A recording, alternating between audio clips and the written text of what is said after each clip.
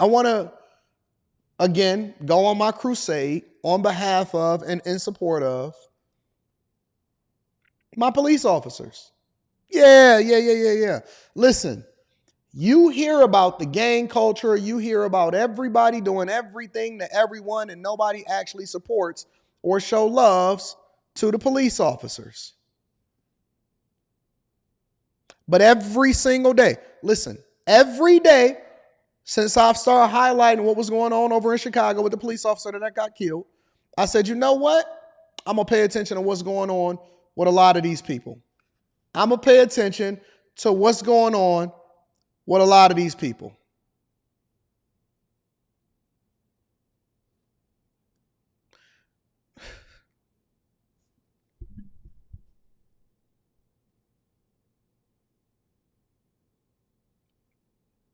Every day, police officers are getting killed. Every single day. Every day. In every city, all across the United States of America. And we give no love. We pay no attention. We have no appreciation from them. They get killed by white people. They get killed by black people. They get killed by stray bullets. They get killed pulling you over, serving warrants, going into houses, trying to protect y'all. Every day, every single day, police officers die. They get maimed. They get killed. They leave out. They never come home to their wife and their daughter. I would almost be, if I was a police officer, I would almost be reluctant to even have a family knowing what could happen at the end of the day.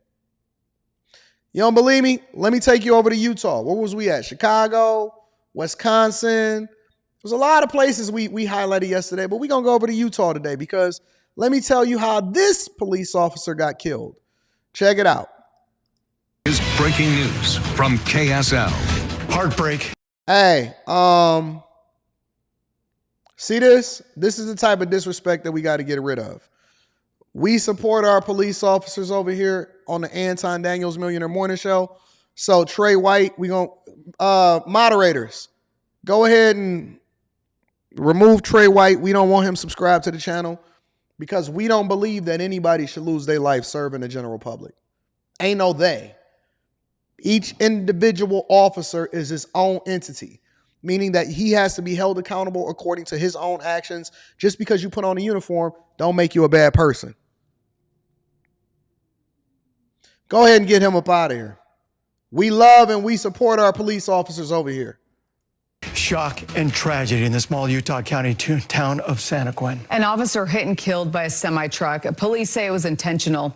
The driver then flees from police and later is captured in Vernal. We have team coverage tonight. Emma Benson is live from where it all happened. Shelby Lofton is live along where the procession took place. But first, let's go to news specialist Andrew Adams, who spoke to investigators and takes us through exactly what happened on I-15 this morning. Andrew.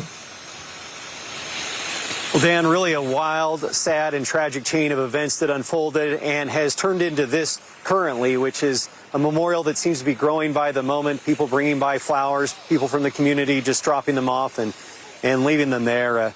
It started this morning in central Utah with a call to... Ooh, that was a struggle run, wasn't it? Wasn't an athletic bone in that girl's body. 911 and dispatch. The report was that someone was standing on the back of a semi-trailer that was headed north on I-15. They're told the Santaquin officer was assisting with that call. Of course, this was the scene afterwards on I-15, a scene that left the freeway shut down in both directions for hours. Investigators say officers spotted the semi before 6:30, and they simply initiated a stop. But it was during that stop that the situation went south.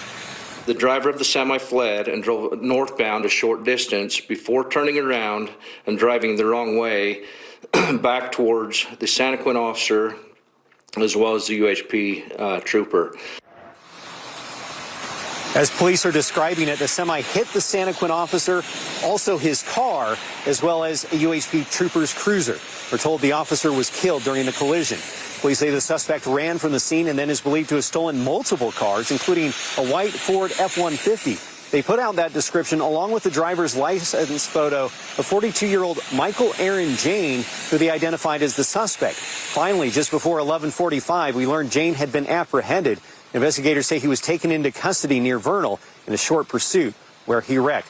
Police have not yet identified the officer who was killed. Unclear exactly when that will happen, and still a lot for investigators to look into in this case, including just how exactly this all started early this morning. That's crazy to really even think about, to really even try to compartmentalize that a semi-truck driver used his own vehicle to run into and kill a police officer and then went on a run. I'm not even sure how these guys be surviving. I don't know how these guys get out of this alive. What a horrible way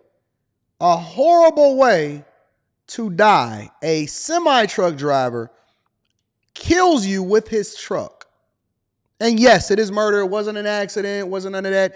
Yes, he turned around, he did it, he ran into him, and he killed him with his truck. That's insane.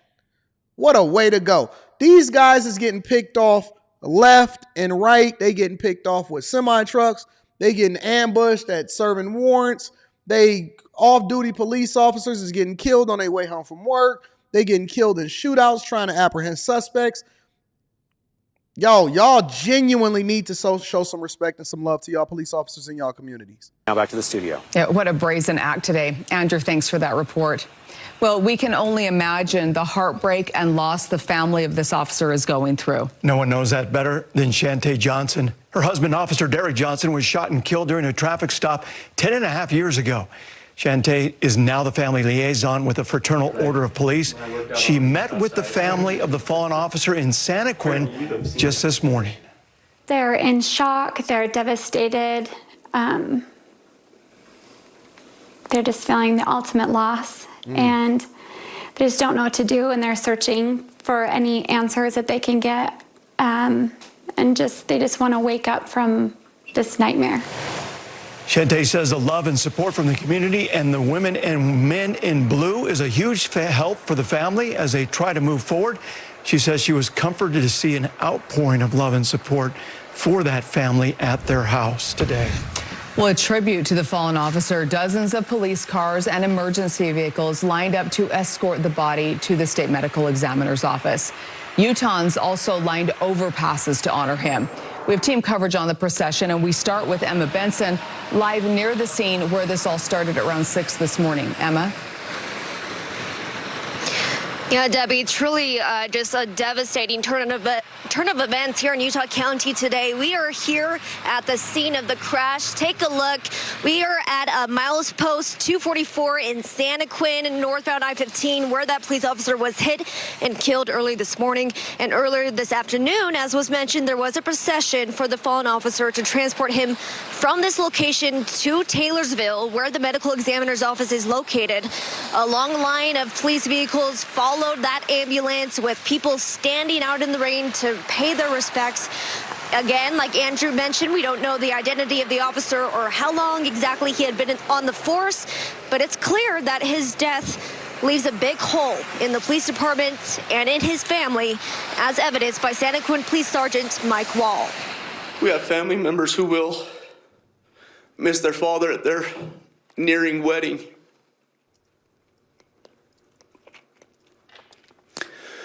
But I can assure you, we as a police department will stand up and we will be there, and we are one family. Listen to somebody in here. 15-year-old got killed by police in Akron. It's hard to feel bad. Hard to feel bad from what? First of all, we don't know the details of what's happening over in Akron. Secondly, this is over in Utah. Have we become so desensitized as a society to where you guys literally don't even value human life, and you correlate or you start to bring into the conversation stuff that's not even relevant to what we're talking about right now? What happened in Akron, which we don't even know, how is that relevant to what just happened over in Utah as far as a semi-truck driver killing an individual that we don't even know? I'm convinced This is why it's difficult for me to be able to argue with, debate with, or have people calling in, giving their stupid thoughts going forward. Because when you start to consider the people that you arguing back and forth with sometimes, it's like, now I understand the quote where they were saying, listen, be careful who you argue with because they're going to be thinking that you stupid too. Y'all are insane. Insane. This is a human, a father, a young police officer. Jesus Christ.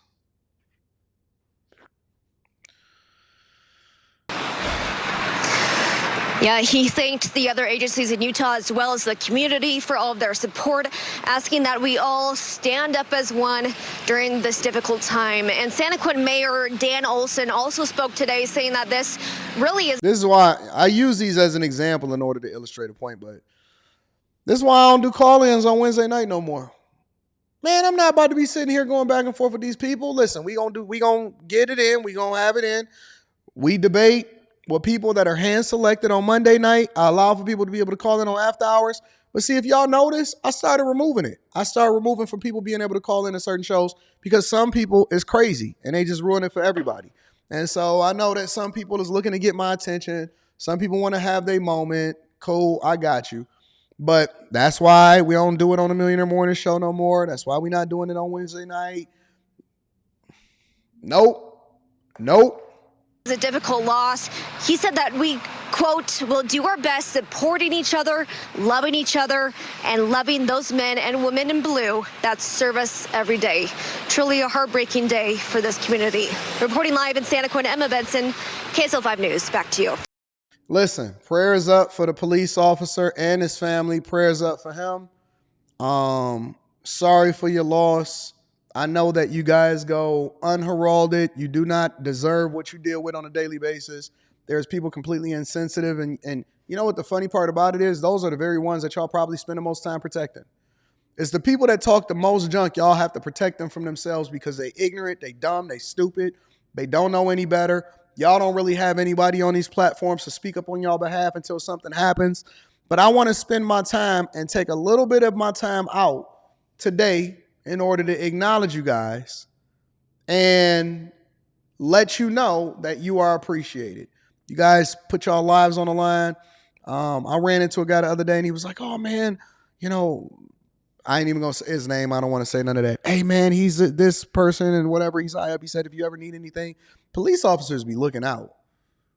Police officers on every level, detectives, I have their personal phone numbers, their cards, all of that. Michigan State Police, Detroit Police, all of that. They come up, they show me love. They say that they watch my stuff. They look out for me. We appreciate you. Real talk. And if there's anything that I could do, then y'all just let me know. But I do. I have a certain level of respect for police officers that I'm assuming that most people just don't.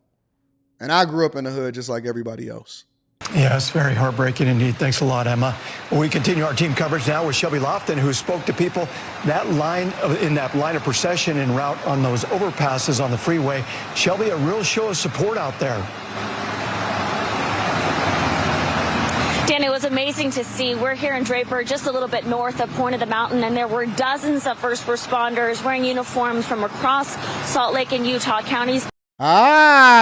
So additional context. The dude in Akron, he wasn't killed. He got shot in his wrist because he was running around pointing a fake gun at people. Get the story straight. You see that? But they'll sell you, oh no, a police officer shot somebody in Akron.